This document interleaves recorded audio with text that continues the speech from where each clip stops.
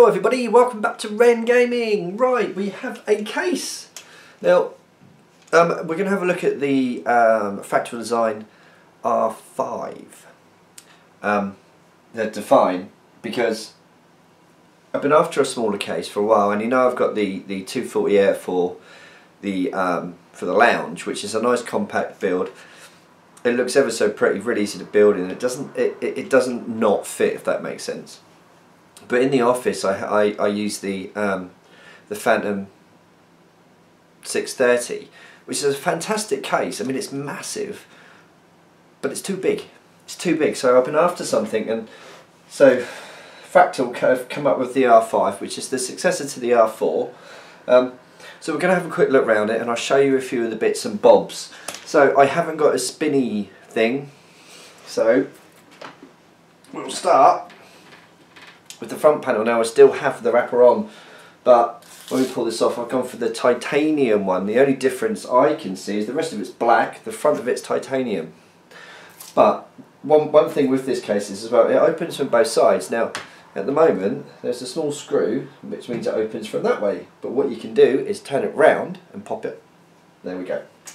So from the front we have two 5.5-inch bays, a removable dust filter, which is always nice, and we have the front intake, which is a 140, and the fans screw in this way, which is fantastic. It saves fucking about getting everything out from the inside. While we've got the front open as well, the dust filter for the PSU or radiator comes out from the front. That is a fantastic touch. Everyone else who does this, take note. Fractal, you are awesome. We'll give that a shot.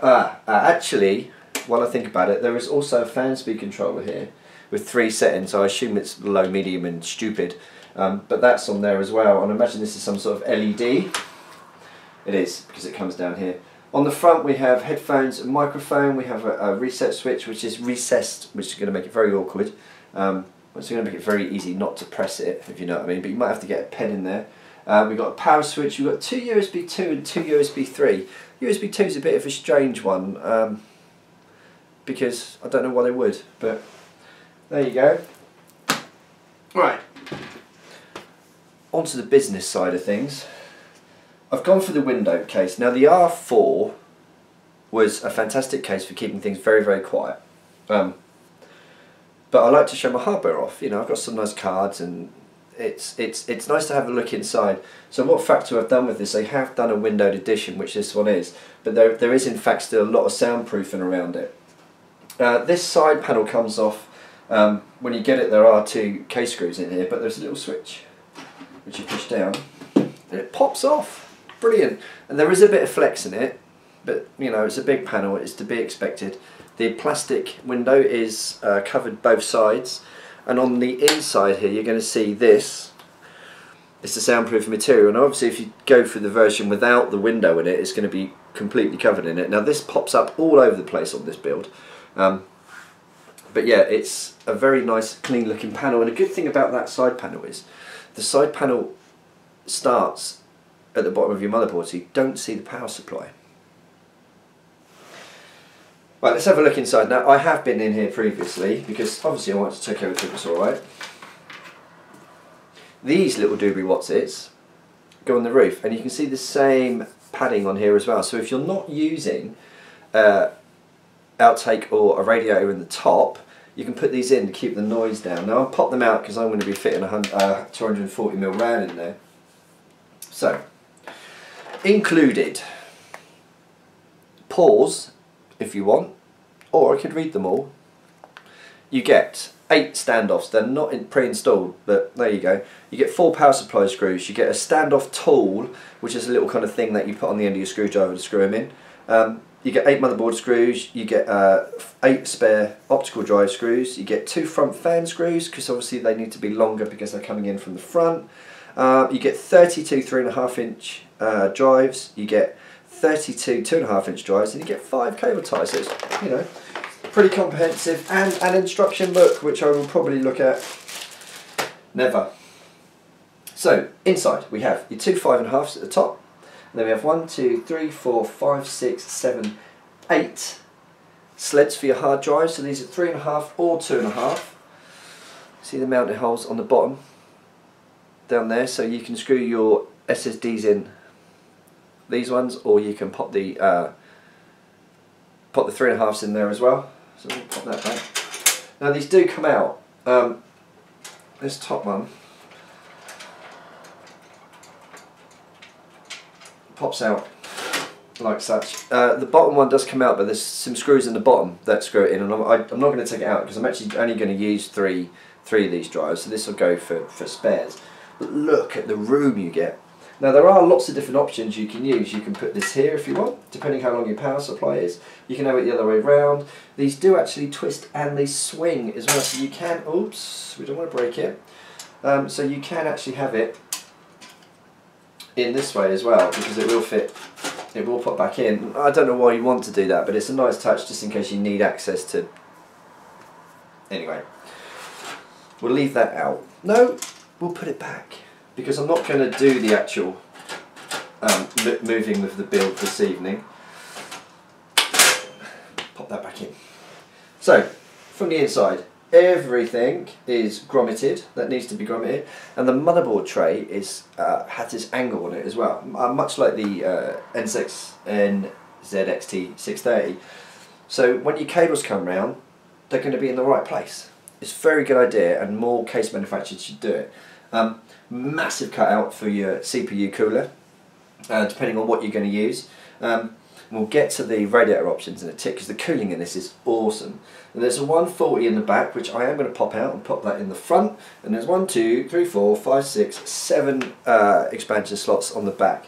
Now we're going to have an Acer Strix, an Acer Strix, and a sound card.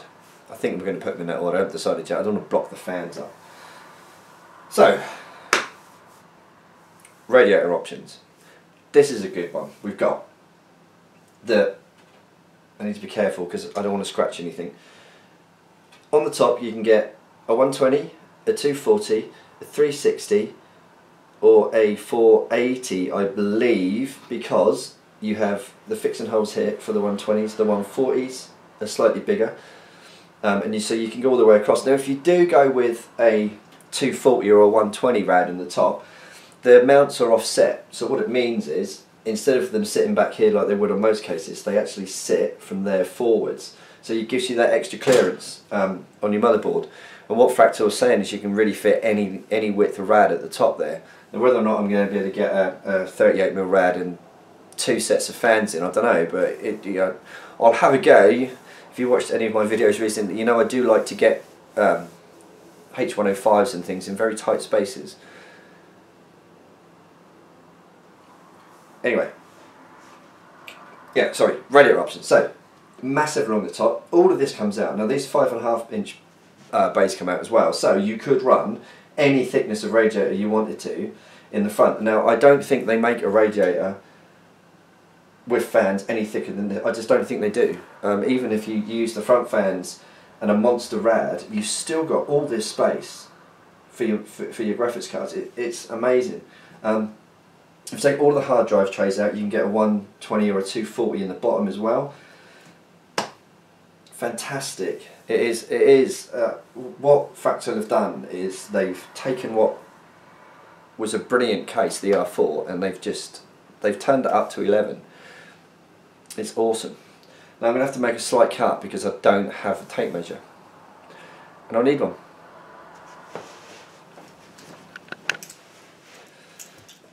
I do have a tape measure. So, quick think about graphics cards. With the hard drive cages in, you're looking at almost 13 inches, or in real world money, about 32 centimetres. So that is easily, well, even, I mean, unless you're looking at some of the crazy Sapphire cards that are, I can't even get my hands in shot. They're not. You'll be fine. And when you take these out, I mean, obviously you've got 19 inches or almost 50 centimetres there, so it ain't going to be a problem. The clearance from the top to the cutout. Now your motherboard is going to sit here, So if you're using a thick rad, you're looking at 2 inches or about 5 centimetres. If you're using a 120, obviously being offset, it's not going to take up the back, so you should be able to have it quite deep, you know, depending on your ram clearance and everything. So that should be awesome. Anyway, front rad, if you take these cages out, I mean, take it from where the fans are. So you could still get a monster 120mm rad in there, plus a set of fans and a graphics card with a massive aftermarket cooler on it. We like. Right, let's just pop that down. We're going to have one quick look at the back.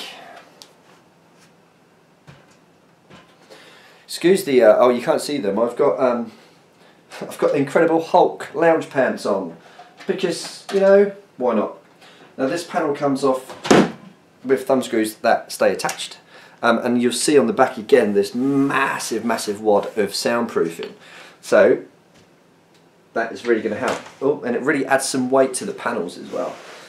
So on the back we have 2 SSD mounts here, which is, with the soundproofing, going to make things a little tight, I would imagine, but I'm going to fit 2 Samsung Evos in here because I've got 2 and that's what I'm going to be using. Fractal have kindly left these awesome cable ties, you know what I mean, Velcro cable ties down here with all of your front panel connections on. So I mean, really, it's already routed, and that is good of them, I have to say. This is your SATA for the fan controller, and there are 1, 2, 3, so it's only a 3-way, but of course you can use splitters, so we can have the 2 front fans and the rear fan I'll be putting in there on the what's it called? Fan speed controller that's built in, and I'm gonna sit somewhere in here. I'm gonna put an NZXT Grid Plus for the H100, because although it's awesome using the motherboard, I like the extra control I get from the NZXT controller. So because you can monitor it in real time, you don't have to jump to your BIOS. You can just it's handy and it's tiny. Unfortunately, it hasn't arrived, which is why I'm not going to do this build today. It's going to be tomorrow now. So let's talk about clearance. At the bottom here, this is where the majority of your cables are going to be. There is 30mm of clearance, more than you'll ever need. As you come up round, it drops to about 25, and the top's a bit shallower as well. That's about 20mm. But I mean, all you're going to have up here is your 8-pin, maybe a fan cable. All of the business area is here. Now, of course, underneath these cables are your grommets for everything to come through the front. I can't stop smiling. This case is that good. I can't stop smiling. Clearance at the front. There is tons. There's also plenty of room to do what I need to do with the NZXT controller. That comes out. It really is a great case, and I haven't ever done awards or like given things proper ratings on this channel before, but I think I'm going to have to. I know there's a few sites around that give things gold awards or awards, and I think we're going to have awesome as the top. This case is awesome.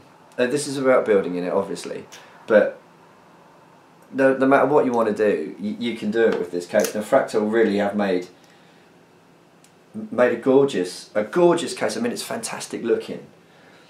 It's got everything in it you could ever need, plus that water cooling option. So it's a shame in a way that I'm not going to water cool it. Well, I'm going to use a H105, but I'm not going to put a custom loop or anything in it because I don't need to. But it is fantastic. I think that might be an idea for future because I want to build in this. It's that good. Anyway, guys, thanks very much for watching. Any comments or questions, chuck them down here. I will do that. Chuck them down here. I'll do my best to answer them. This has been Run Gaming, guys. I'll see you all very, very soon.